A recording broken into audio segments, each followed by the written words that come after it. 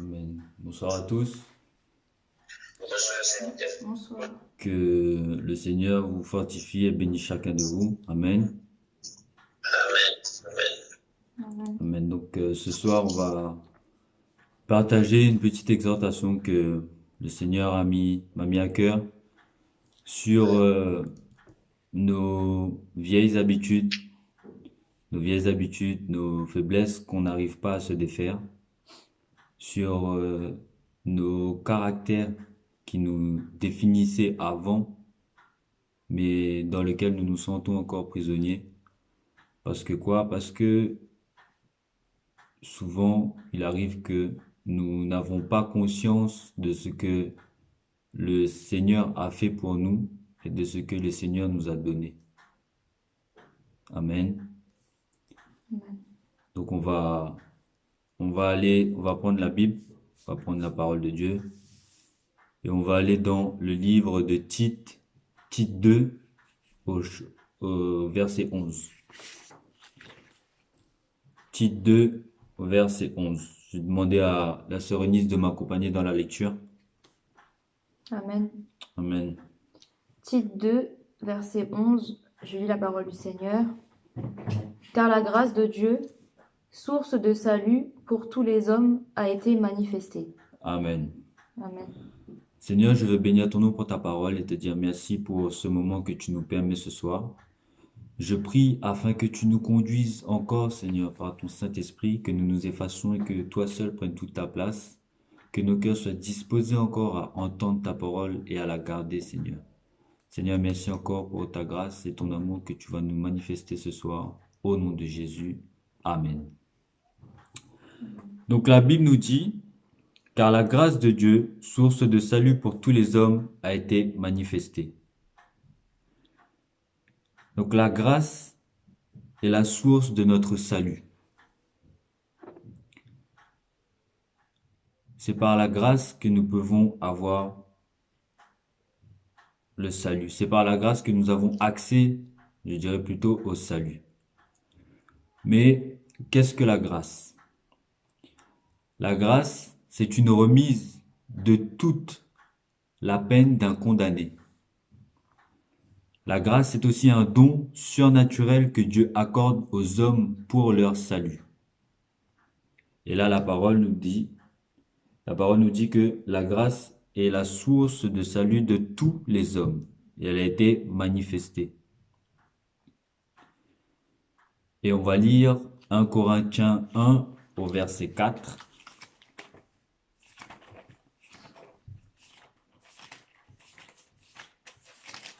Amen. 1 Corinthiens 1 au verset 4, oui. Amen. Je rends à mon Dieu de continuelles actions de grâce à votre sujet pour la grâce de Dieu qui vous a été accordée en Jésus-Christ. Amen. Amen. Donc Paul dit qu'il rend à son Dieu de continuelles actions de grâce à votre sujet pour la grâce de Dieu qui vous a été accordée en Jésus-Christ. Donc on a vu que la grâce, c'est notre source de salut. Et là, Paul nous dit que la grâce de Dieu nous a été accordée en Jésus-Christ. Et qu'il rend continuellement action de grâce pour la grâce de Dieu qui nous a été accordée. La question qu'on peut se poser, c'est combien de fois rendons-nous grâce à Dieu pour l'accès au salut qu'il nous a donné? Paul dit qu'il rendait continuellement action de grâce. Mais combien de fois nous rendons action de grâce à Dieu pour l'accès au salut qu'il nous a donné? Et on va lire juste à côté dans 2 Corinthiens 6. 2 Corinthiens 6 au verset 1. Amen. Amen. Puisque nous travaillons avec Dieu, nous vous exhortons à ne pas recevoir la grâce de Dieu en vain. Amen. Puisque nous travaillons avec Dieu, nous vous exhortons à ne pas recevoir la grâce de Dieu en vain. Donc le Seigneur, c'est une grâce qui nous fait d'avoir accès au salut. Et la deuxième question qu'on peut se poser ce soir, c'est que faisons-nous de cette grâce? l'a-t-on reçu en vain ou non? Quand chacun de nous analysons nos vies, qu'est-ce que tu fais de cette grâce-là que le Seigneur t'a accordée pour que tu puisses accéder au salut? Il te dit que maintenant tu travailles avec lui. Puisque nous travaillons avec Dieu, nous vous exhortons à ne pas recevoir la grâce de Dieu en vain. Donc la grâce de Dieu nous permet, bien-aimés, de nous libérer de notre passé. Elle nous permet de changer de vie, de changer notre nature. Mais le Seigneur nous dit de ne pas la recevoir en vain. Il nous dit de ne pas recevoir en vain, mais de lui rendre continuellement des actions de grâce également pour cet accès-là au salut qu'il nous a donné. Ne soyons pas ingrats, parce que nous ne sommes pas mieux que celui qui ne connaît pas encore Dieu. Nous ne sommes pas mieux de celui qui n'a pas encore accepté le Seigneur dans sa vie. Parce que le Seigneur peut faire grâce à qui il veut. Et c'est par la grâce de Dieu que nous avons accès au salut. C'est pas par la grâce d'un homme que nous avons accès au salut. La définition du mot grâce le dit bien, c'est un don surnaturel que Dieu accorde aux hommes pour leur salut. Donc ce n'est pas par un homme que tu auras accès au salut, mais c'est seulement et uniquement par Dieu. On va lire Éphésiens 2 au verset 8. Éphésiens 2 au verset 8. Amen. Amen. Car c'est par la grâce que vous êtes sauvés, par le moyen de la foi. Et cela ne vient pas de vous, c'est le don de Dieu. Amen. Amen. Car c'est par la grâce que vous êtes sauvés, par le moyen de la foi. Et cela ne vient pas de vous, c'est un don de Dieu. Donc c'est Dieu qui nous donne cela. Donc c'est à Dieu que revient la gloire. C'est Dieu qui nous donne la grâce. Et je disais que c'est par la grâce, c'est la grâce qui va nous permettre de changer de vie, de nous libérer de nos anciens caractères, de libérer de notre ancienne vie, de nous libérer de tout ce qui nous fatiguait avant.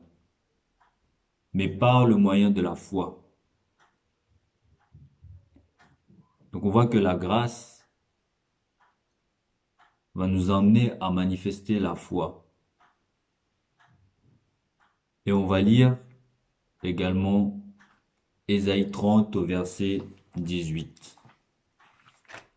Ésaïe 30, verset 18. Amen. Amen. Cependant, l'Éternel désire vous faire grâce, et il se lèvera pour vous faire miséricorde, car l'Éternel est un Dieu juste. Heureux tous ceux qui espèrent en lui. Amen. Amen. Donc cependant, l'Éternel désire vous faire grâce. Et il se lèvera pour vous faire miséricorde. Car l'Éternel est un Dieu juste. Heureux tous ceux qui espèrent en lui. Donc l'Éternel fait grâce à qui il veut. Donc on n'a pas à s'enorgueillir du fait que le Seigneur nous a fait grâce et il n'a pas fait grâce à notre voisin ou il n'a pas fait grâce à celui qu'on voit dans la rue. C'est Dieu qui donne à qui il veut. On a vu que Dieu, cette grâce-là, va nous faire manifester la foi. Et Dieu ici nous fait miséricorde en nous donnant cette grâce. Et on va lire 2 Timothée 2 au verset 25 à 26.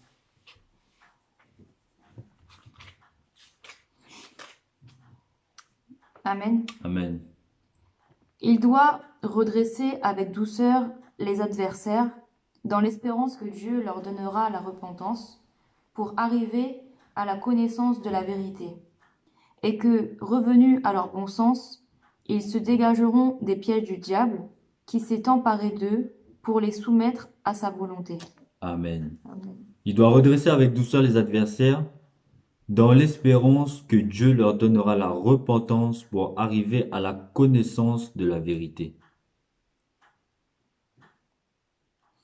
Donc, c'est le Seigneur qui nous donne la force de changer à travers la miséricorde qui nous manifeste, à travers la repentance à laquelle il nous emmène et à travers la foi qui suscite en nous donnant cette grâce.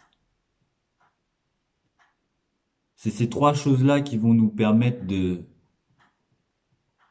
laisser la parole de Dieu changer notre pensée, qui va laisser la parole de Dieu nous transformer à l'image de Dieu. Ce n'est pas de nos propres forces. Non. Pas de tes propres forces, pas de mes propres forces, mais c'est par la grâce de Dieu que nous puissions laisser tous les caractères, toutes les habitudes qui nous fatiguaient avant. Ce pourquoi, nous avons crié à Dieu, parce que ça nous fatiguait. Mais c'est Dieu maintenant qui va permettre que nous puissions délaisser ces choses-là. Mais pour cela, on doit le laisser agir en nous. On doit le laisser agir en nous. Et bien souvent, on vient en Christ, mais on ne le laisse pas agir en nous. On ne le laisse pas agir en nous. On vient en lui parce qu'on était fatigué, parce qu'on était chargé. Mais quand il faut transformer notre ancienne vie, quand il faut changer, maintenant on résiste.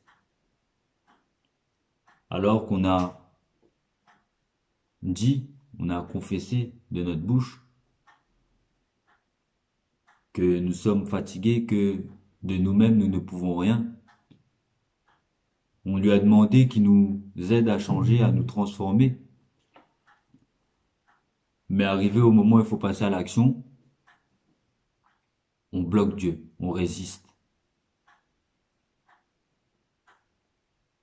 Et l'une des choses qui empêche la parole de Dieu de nous transformer à son image et selon sa volonté, c'est la crainte, c'est la peur.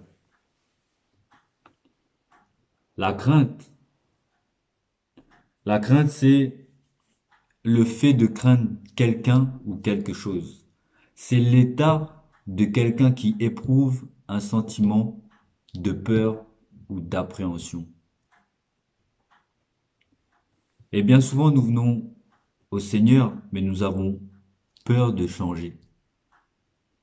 Bien souvent, nous venons au Seigneur et nous appréhendons de changer. Pourquoi?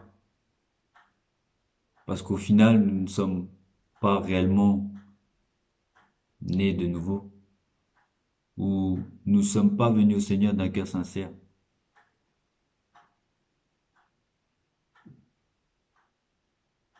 Et donc, bien-aimé, la crainte, la peur, c'est la racine de tout ce qui va être négatif dans notre vie. Parce que bien souvent, nous venons à Christ, mais nous avons toujours la pensée d'avoir peur d'échouer, d'avoir peur d'être rejeté, d'avoir peur d'être dans le besoin, d'être dans le manque. On vient, mais on a peur d'être abandonné, alors que le Seigneur nous dit quand on l'accepte, on souffrira à cause de son nom. Et dans la souffrance, il y a plusieurs choses. Il peut y avoir l'abandon, il peut y avoir le fait d'être rejeté. Mais comme nous avons cette crainte, cette peur-là en nous, ben, tout cela bloque nos vies. Cela nous empêche d'avancer avec le Seigneur.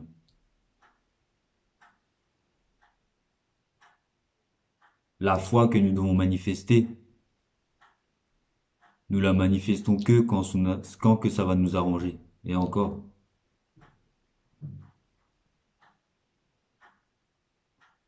Et on va, on va aller dans le livre de 1 roi. On va prendre 1 roi au chapitre 8.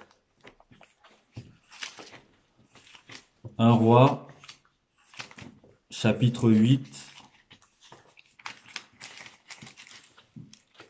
verset 56. Amen. Amen. Béni soit l'Éternel, qui a donné du repos à son peuple d'Israël, selon toutes ses promesses. De toutes les bonnes paroles qu'il avait prononcées par Moïse, son serviteur, aucune n'est restée sans effet. Amen. Amen. Béni soit l'Éternel, qui a donné du repos à son peuple d'Israël, selon toutes ses promesses.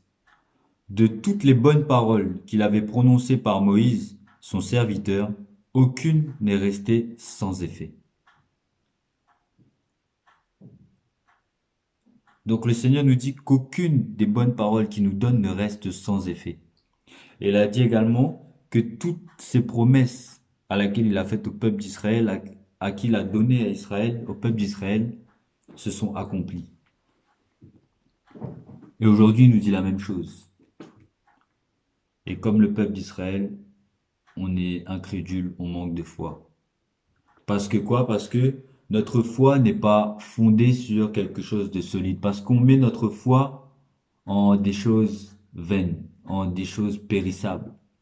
C'est pourquoi, lorsque nous recevons une parole de Dieu, ou nous la méprisons, ou nous la rejetons, ou nous avons du mal à croire en cette parole-là.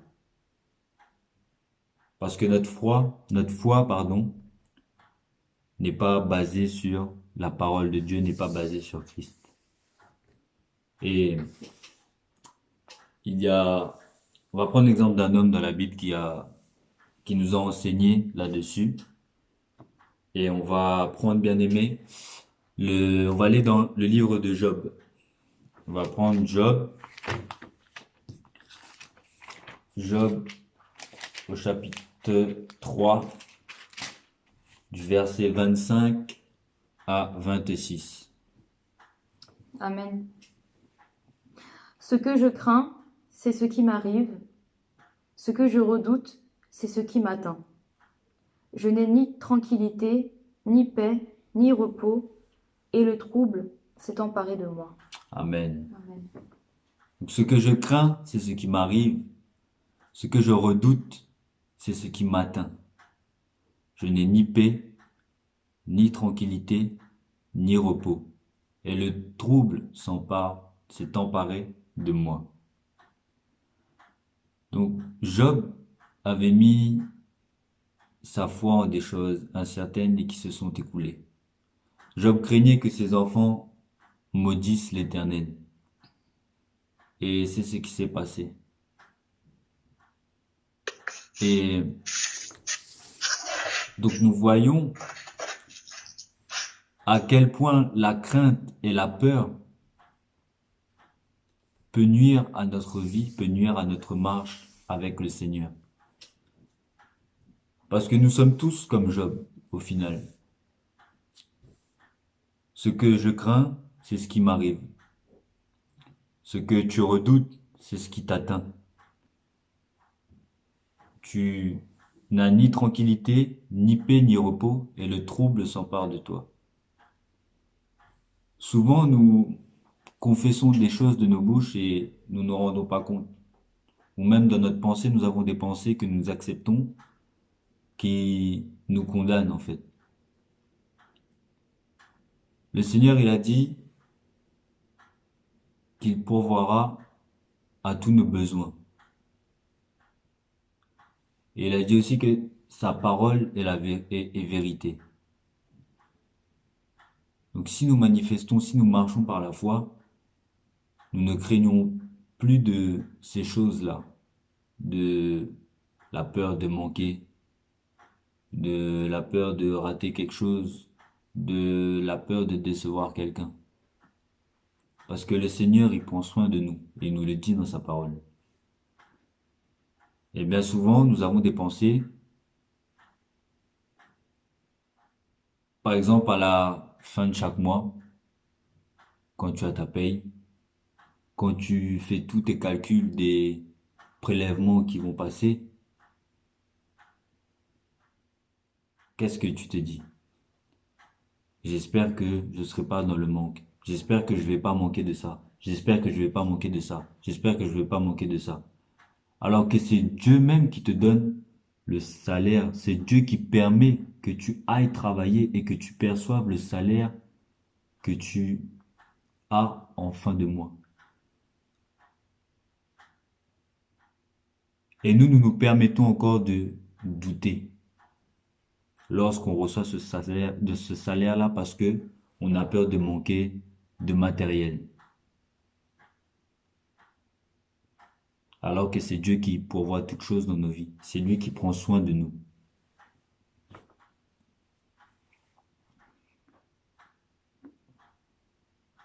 Quand on fait sa volonté, bien sûr. C'est comme quand nous avons un examen, c'est le Seigneur qui nous fait la grâce de pouvoir étudier. Parce que quand on va dans certains pays, certains n'ont même pas les moyens d'étudier. Nous, on a cette grâce d'aller étudier. Mais au lieu de faire confiance au Seigneur, de tout le remettre entre ses mains, ben on s'agite et souvent on dit ouais, j'espère ne pas rater mon examen, j'espère de ceci, de cela. Et au final, quand on arrive devant l'examen ou quand on arrive en fin de mois, qu'est-ce qu'on voit? On est dans le manque. Parce que ce que tu crains, c'est ce qui t'arrive. Et ce que tu redoutes, c'est ce qui t'atteint. Là, je prends l'exemple d'avoir peur de manquer ou des examens, mais il y a beaucoup d'autres exemples.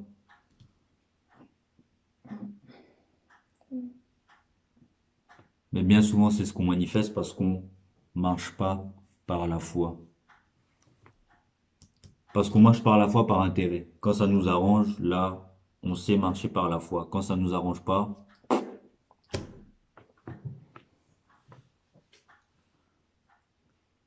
mais dans son amour, le Seigneur va nous permettre d'effacer nos craintes à travers quelque chose qu'on va lire dans 1 Jean 4 au verset 18.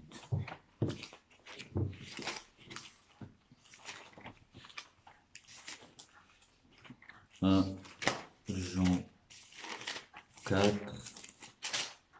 au verset 18. Amen. Amen. La crainte n'est pas dans l'amour, mais l'amour parfait bannit la crainte. Car la crainte suppose un châtiment, et celui qui craint n'est pas parfait dans l'amour. Amen. Amen. Donc la crainte n'est pas dans l'amour, mais l'amour parfait bannit la crainte, car la crainte suppose un châtiment. Et celui qui craint n'est pas parfait dans l'amour. Donc c'est l'amour de Dieu qui va nous permettre de bannir la crainte dans nos vies. C'est l'amour parfait qui va nous permettre de bannir la crainte dans nos vies. Mais qu'est-ce que l'amour parfait? On connaît tous le passage pour l'amour parfait, mais on va le relire. On va prendre 1 Corinthiens 13.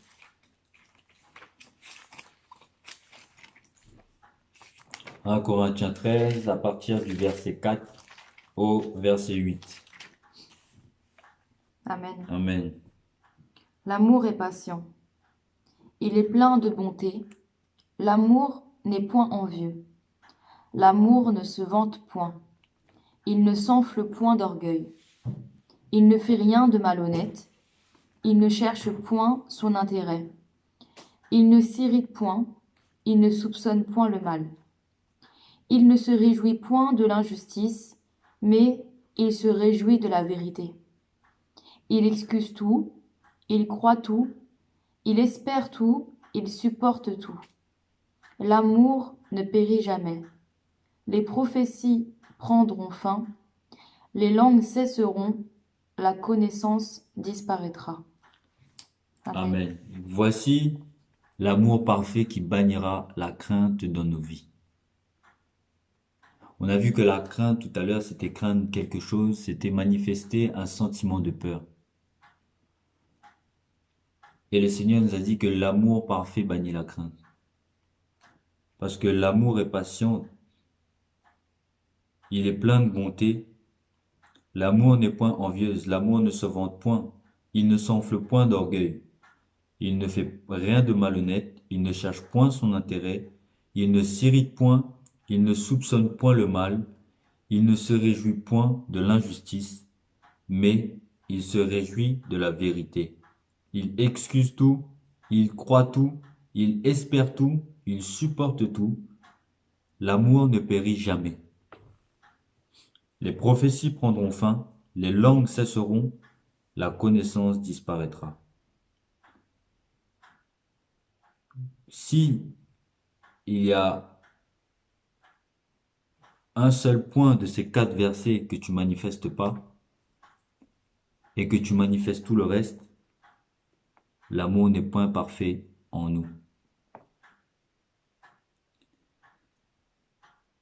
Quand on craint quelque chose par peur du châtiment, c'est ce que nous dit 1 Jean 4, il dit la crainte suppose un châtiment. Celui qui craint n'est pas parfait dans l'amour. Donc quand tu crains quelque chose par peur des conséquences, par peur du châtiment, l'amour est imparfait en toi. Par exemple, on sait que mentir est un péché. Et nous savons tous que le salaire du péché, c'est la mort. Donc si tu mens parce que tu as peur de la mort, c'est que l'amour est imparfait en toi. Normalement, nous devons ne plus mentir parce que notre nature haït le péché. Nous qui sommes nés de nouveau, nous qui prétendons être une nouvelle créature, parce que le Seigneur nous a dit que les choses anciennes sont passées et que nous sommes une nouvelle créature. Si nous avons accepté Christ d'un cœur sincère, nous sommes une nouvelle créature. Les choses anciennes sont passées. Donc, notre nouvelle nature, Christ est dans cette nouvelle nature. Et en Christ, il n'y a point de péché. Donc, si nous ne mentons plus, c'est parce que notre nature haït le péché.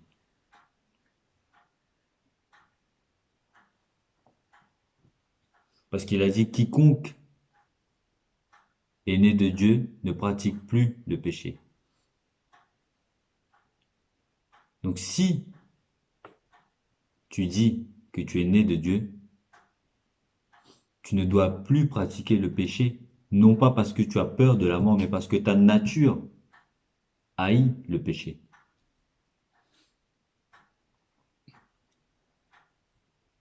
Et si tu ne haïs pas le péché, pardon, tu finiras toujours par retomber dans ce péché-là. Parce que l'homme, la nature de l'homme aime braver les interdits. C'est lorsqu'on interdit quelque chose à un homme qui va vouloir absolument le faire. Donc si ta nature ne haït pas le péché, tu vas plus mentir une fois, 2 fois, mais la 3e fois, ça va te rattraper. Et malheureusement, c'est ce que nous faisons.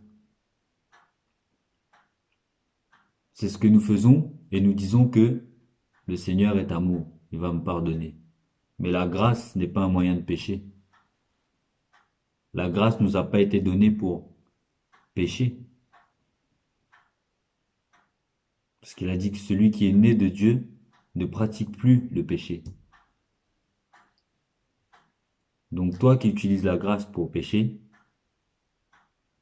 Es-tu réellement né de Dieu? Es-tu réellement devenu enfant de Dieu?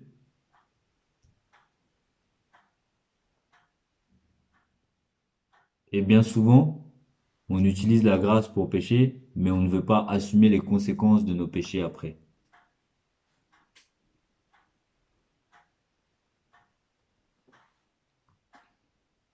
On va continuer dans 1 Jean 4 au verset 19.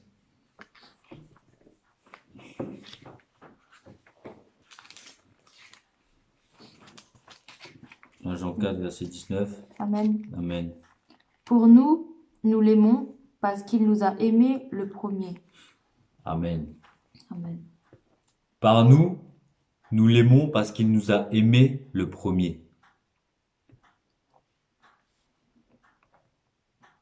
Voici notre raison, une autre raison qui fait que nous sommes encore dans la crainte. Voici le caractère de l'homme. Parce que Dieu nous a aimés, nous l'aimons. L'intérêt, le caractère de l'homme. L'homme marche toujours par intérêt. C'est toujours par intérêt que nous voulons faire les choses. La Bible dit, pour nous, nous l'aimons parce qu'il nous a aimés le premier. Mais si Dieu ne nous avait pas aimé le premier, est-ce que toi tu l'aurais aimé en premier?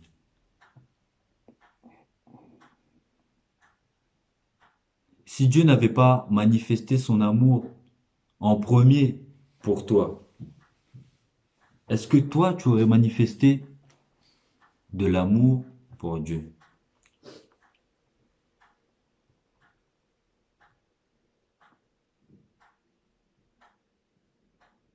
Aimer par intérêt ou à condition.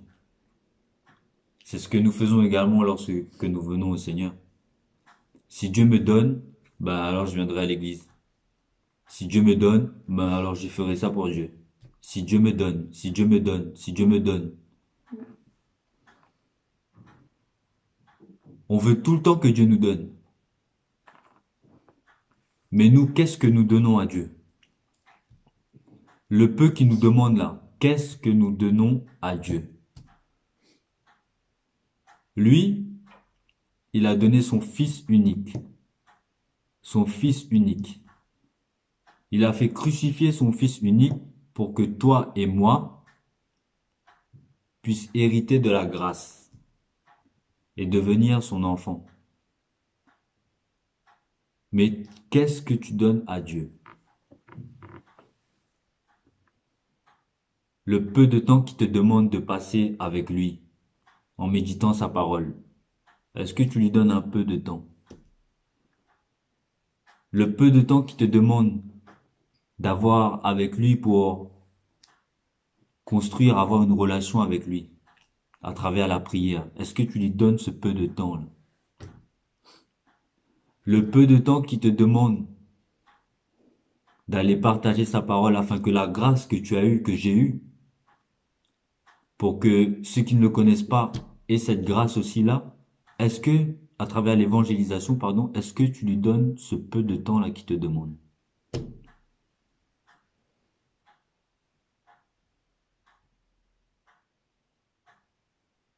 Mais pour Dieu, on n'a jamais le temps. Pour le travail, on a 24 heures. Pour Dieu, on n'a même pas 30 minutes, même pas 1 heure. Pour le plaisir, on a 24 heures. Pour aller voir les amis, les collègues, on a 24 heures. Mais pour Dieu, combien d'heures avons-nous pour Dieu? Combien d'heures passons-nous avec Dieu?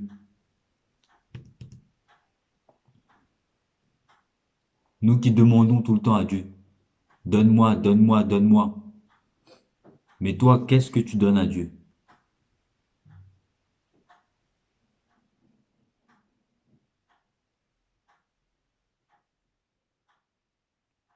On va continuer au verset 20. Amen. Amen. Si quelqu'un dit « J'aime Dieu » et qu'il haït son frère, c'est un menteur. Car celui qui n'aime pas son frère qu'il voit, comment peut-il aimer Dieu qu'il ne voit pas? Continue. Et nous avons de lui ce commandement, que celui qui aime Dieu aime aussi son frère. Amen. Amen. Et je vais lire 1 Jean 2, du verset 4 au verset 5. Je lis la parole de Dieu. Celui qui dit, je l'ai connu, et qui ne garde pas ses commandements, est un menteur, et la vérité n'est point en lui. Verset 5. Mais celui qui garde sa parole, l'amour de Dieu est véritablement parfait en lui. Par là, nous savons que nous sommes en lui. Au verset 6, celui qui dit qu'il demeure en lui doit marcher aussi comme il a marché lui-même. Donc celui qui dit qu'il a connu le Seigneur et qui ne garde pas ses commandements, le Seigneur dit que tu es un menteur. De la même façon que celui qui dit j'aime Dieu et qui haït son frère, le Seigneur te dit également que tu es un menteur. Et nous savons tous qui est le père du mensonge. Donc toi qui dis que tu aimes Dieu, mais le collègue que tu vois, tu ne peux pas le supporter. Le Seigneur te dit que tu es un menteur et que tu as pour père le diable, pas lui. Toi qui dis que tu connais Dieu, mais tu ne gardes pas ses commandements. Le Seigneur te dit qu'il n'est pas ton père, mais que c'est le diable ton père. Et que la vérité n'est pas en toi. Que sa parole n'est pas en toi. Si sa parole était en toi, tu garderais ses commandements et tu aimerais ton frère. Mais il dit que celui qui garde ses commandements, l'amour de Dieu est véritablement parfait en lui. Par là, nous savons que nous sommes en lui.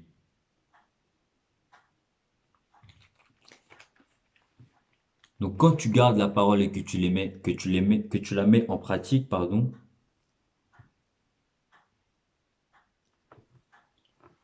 c'est par là que nous saurons que Dieu est en toi et que tu es de Dieu.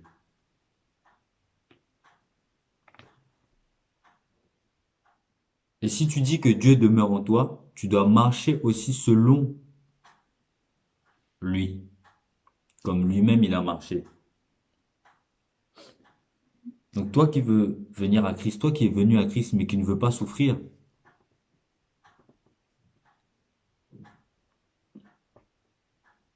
bah tu te trompes parce qu'il te dit que tu vas marcher comme lui-même il a marché.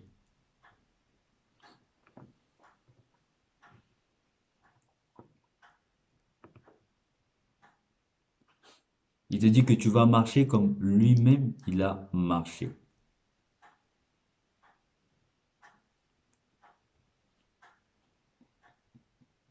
On va prendre Matthieu 7. Matthieu 7.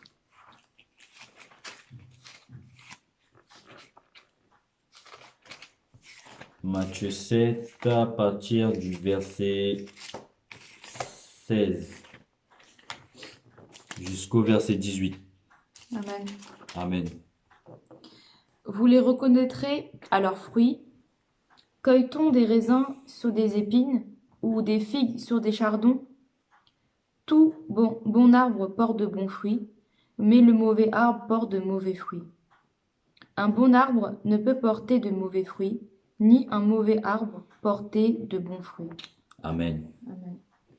Tout bon arbre porte de bons fruits, mais le mauvais arbre porte de mauvais fruits. Voici comment on va reconnaître que quelqu'un n'est plus dans la crainte, mais dans l'amour parfait de Dieu. Parce qu'il garde les commandements, qu'il garde la parole de Dieu et qu'il porte de bons fruits. Mais les bons fruits apportés quels sont ces bons fruits à porter? Nous connaissons tous ce passage, mais nous allons le relire parce que la parole nous fait toujours du bien. On va aller dans le livre de Galates. On va prendre Galates 5 au verset 22. Amen. Amen. Galates 5, verset 22. Mais le fruit de l'esprit, c'est l'amour, la joie, la paix, la patience, la bonté, la bénignité, la fidélité, la douceur, la tempérance. Amen. Donc Amen. voici les fruits que nous devons porter. Nous qui avons accepté le Seigneur, nous qui prétendons demeurer en lui, et nous qui prétendons l'aimer et qui prétendons le connaître, voici le fruit que nous devons porter. Et quand nous manifesterons ces fruits, l'amour parfait de Dieu sera véritablement en nous. Et souvent nous disons que ce n'est plus nous qui vivons, mais c'est Christ qui vit en nous.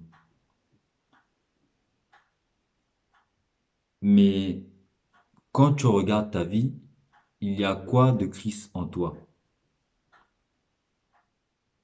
Quand tu chantes ce cantique-là, ce n'est plus moi qui vis, c'est Christ qui vit en moi. Et que tu analyses ta vie, il y a quoi de Christ en toi? Dans les fruits de l'esprit que nous avons lus, dans l'amour parfait que nous avons lu dans 1 Corinthiens 13, qu'est-ce que tu manifestes là-dedans? Parce que ça, c'est Christ. Christ, il est la parole. Donc, il y a quoi de toi là-dedans? Le Seigneur nous permet de nous analyser encore ce soir à travers sa parole. Qu'est-ce qu'il y a de Christ en toi à travers ces passages-là que nous avons lus?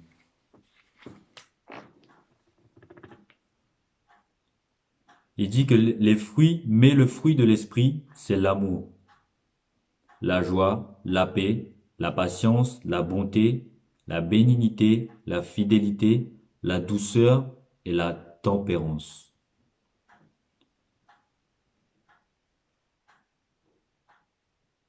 Nous avons tous l'amour en nous qui avons accepté le Seigneur parce que Romains 5, 5 nous dit que c'est le Saint-Esprit qui répand l'amour dans nos cœurs.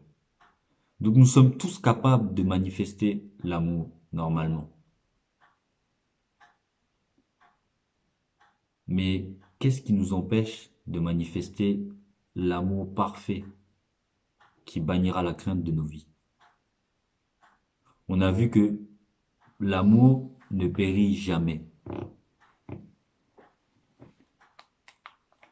Et ici, la Bible nous dit que le fruit de l'esprit, c'est l'amour. Et on a vu dans 1 Corinthiens 13 que dans l'amour, il y a la joie, il y a la paix, il y a la patience, il y a la bonté, il y a la bénignité, il y a la fidélité, il y a la douceur et il y a la tempérance. Donc l'amour est le fruit de l'esprit ne périt jamais. C'est des choses que nous devons pratiquer et manifester jusqu'à ce que le Seigneur revienne. Et même après que le Seigneur soit revenu, lorsque nous serons tous enlevés par la grâce de Dieu, nous devons encore manifester ces choses-là parce qu'il dit, l'amour ne périt jamais.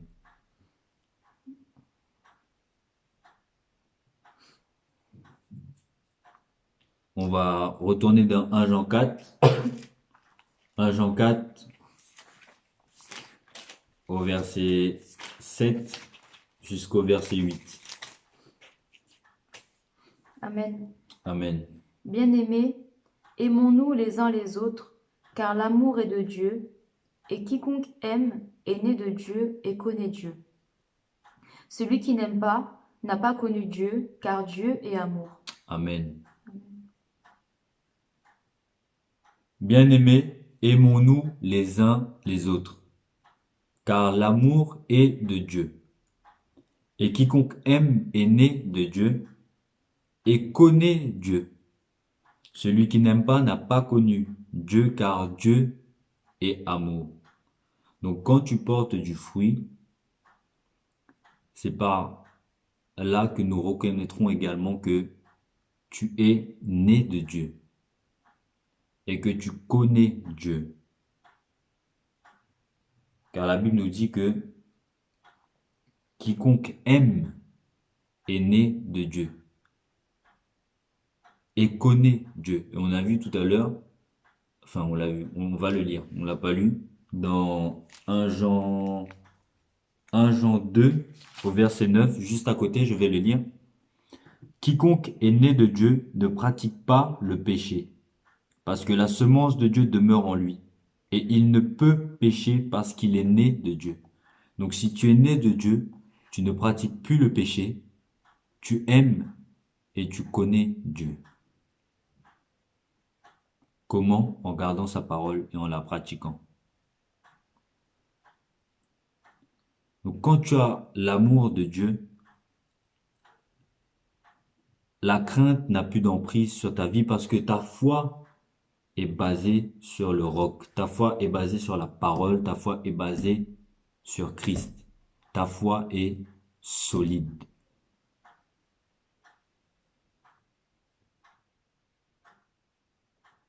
Parce que l'amour couvre tout. On va le lire dans Proverbe 10. On va lire Proverbe 10 au verset 12.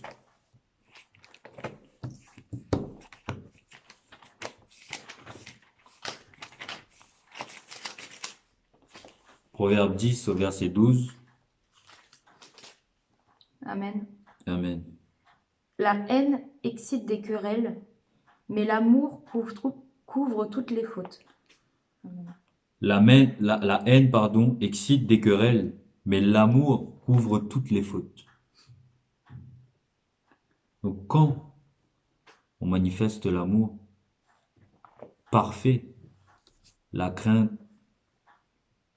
est bannie de nos vies. On va aller dans le livre des psaumes. On va prendre le psaume 111. Le psaume 111.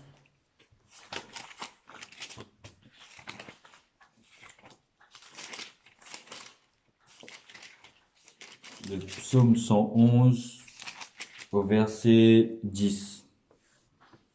Amen. Amen. La crainte de l'Éternel est le commencement de la sagesse.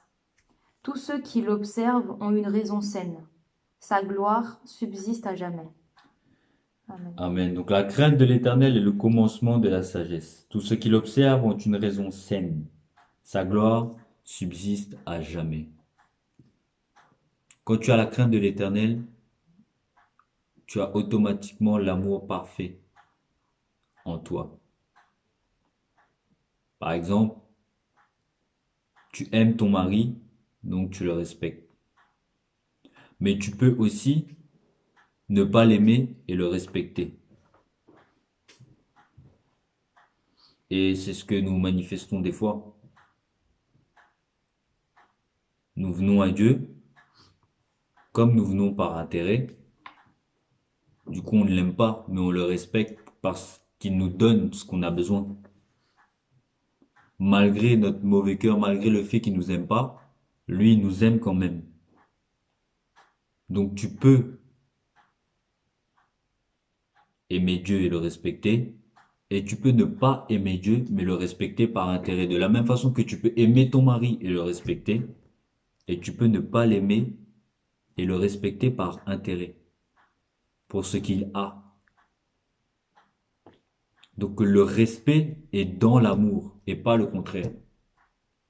Je ne crains pas Dieu parce que j'ai peur d'aller en enfer. Je crains Dieu parce que je l'aime.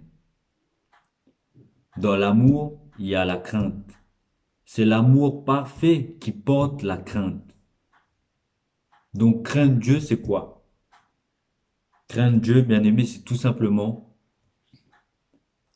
respecter Dieu, obéir à sa parole et la mettre en pratique.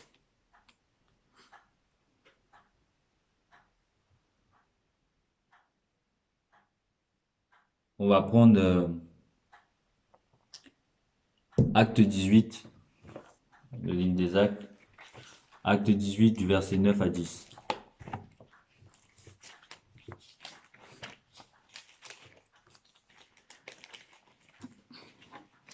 Amen. Amen. Attends, je prends le passage.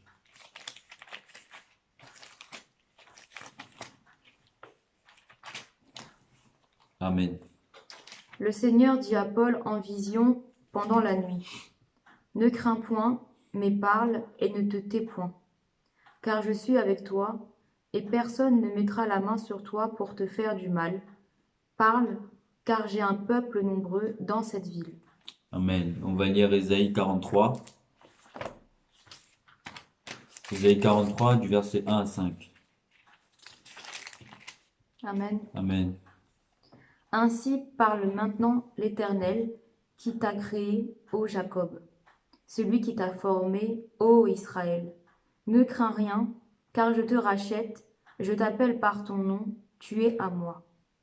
Si tu traverses les eaux, je serai avec toi, et les fleuves, ils ne te submergeront point. Si tu marches dans le feu, tu ne te brûleras pas, et la flamme ne t'embrasera pas. Car je suis l'Éternel ton Dieu, le Saint d'Israël, ton Sauveur. Je donne l'Égypte pour ta rançon, l'Éthiopie et Saba à ta place. Parce que tu as du prix à mes yeux, parce que tu es honoré et que je t'aime, je donne des hommes à ta place et des peuples pour ta vie. Ne crains rien, car je suis avec toi. Je ramènerai de l'Orient ta race, et je te rassemblerai de l'Occident. Amen. Amen.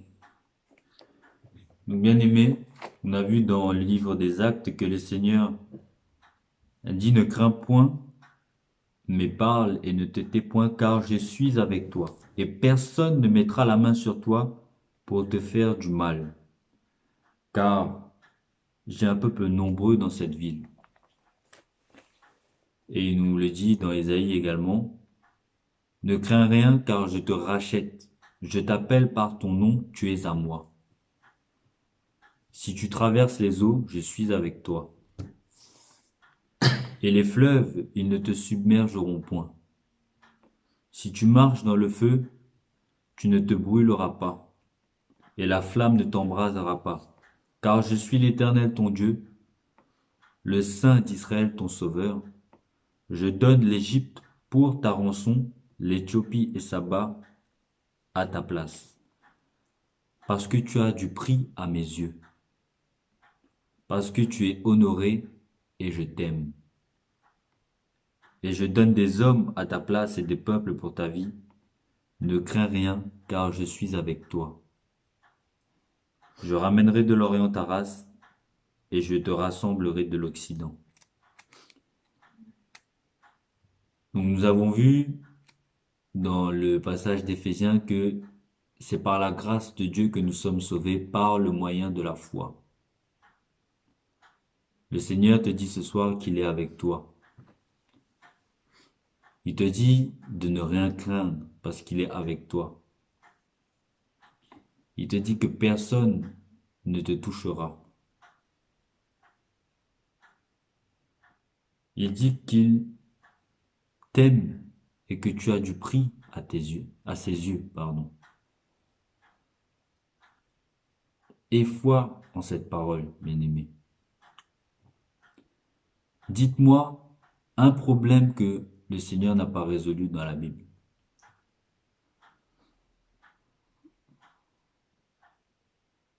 Marchons par la foi, comme il nous l'a dit.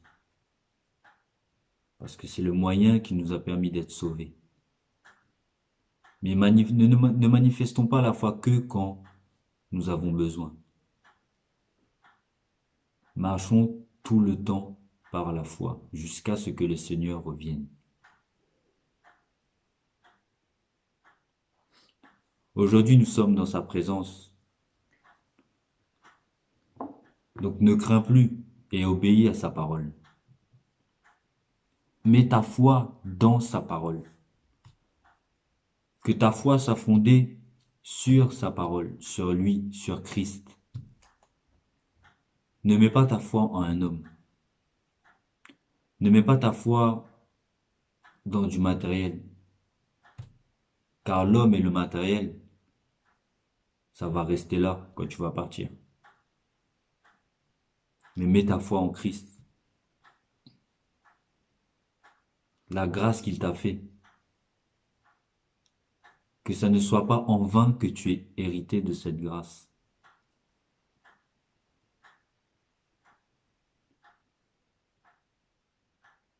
Quelle crainte bannit l'amour parfait dans ta vie aujourd'hui? Quelle est la crainte qui bannit l'amour parfait dans ta vie aujourd'hui? Ta nature haït-elle réellement le péché? Dieu t'a fait la grâce, Dieu m'a fait la grâce de changer de vie, de nous libérer de notre ancienne vie, de renouveler notre intelligence. Ne nous emprisonnons pas de nouveau en mettant notre foi en des choses vaines, en des choses périssables, en des choses futiles. Mais mettons notre foi en Christ et en la parole de Dieu. Manifestons l'amour parfait de Dieu et non plus l'amour du monde. Remplissons-nous de l'amour de Dieu, de sa pensée, en passant du temps dans sa parole, en ayant une relation avec lui, afin de bannir la crainte de nos vies.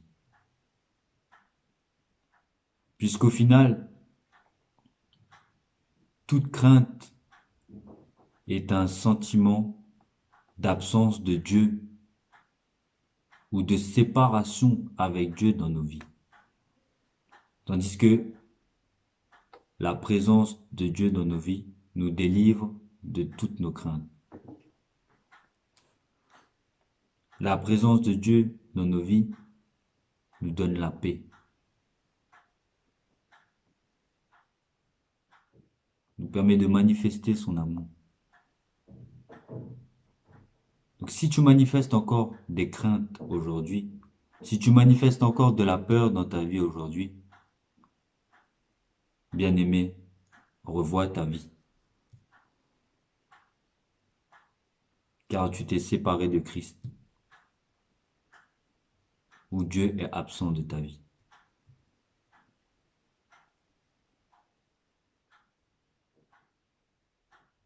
Seigneur, je veux bénir ton nom et te dire merci pour ta parole. Merci encore pour la grâce que tu nous as accordée ce soir, de pouvoir passer du temps dans ta présence et de pouvoir recevoir ta parole. Je prie, Seigneur, afin que nous gardions tous la parole que tu nous as donnée ce soir et que nous la mettions en pratique, Seigneur, dans nos vies.